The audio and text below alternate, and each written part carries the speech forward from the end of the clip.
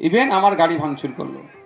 আমাদের ছেলেদেরকে মারধর তো তৃণমূলের হাতে খেয়েছে, আমার হাতে আবার দুটো তিনটে ছেলে কিন্তু মার খেয়েছিল। আমাদের খেয়াল আছে, মনে আছে তো? কেন মেরেছিলাম? যারা বোম ছুটছিল দুজনকে ওরা ধরে ফেলেছিল, মারছিল বলে আমি চট্টর মেরে তাদের পার করে দিয়েছিলাম। মাথায় খেয়াল আছে তো? খেয়াল আছে আপনাদের? আমি আমাদের ছেলেদের মারি, কারণ মারতে তো মরে যাবে তো ভাই।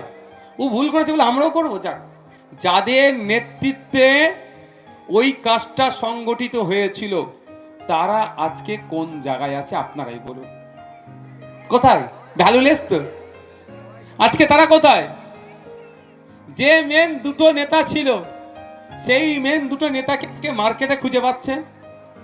তা আজকে যারা হাতিশালা 6 লেনে প্রোগ্রামের ভেটো দিয়েছে, ডিস্টার্ব করেছে, আগামী দিনে ওয়েট করুন। আপনি সত্য ন্যায় পথে যদি থাকেন দেখবেন তারাও কালের ক্রমে পিছিয়ে যাচ্ছে।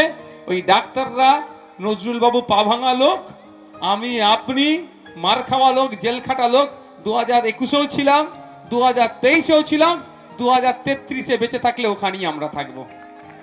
কিন্তু কালের ক্রমে 2-3 বছর হলো না, কি হলো? সে তার পিছিয়ে যাচ্ছে, ডিমোশন হচ্ছে, প্রমোশন না। আর আমরা জোর গলায় কি বলছি?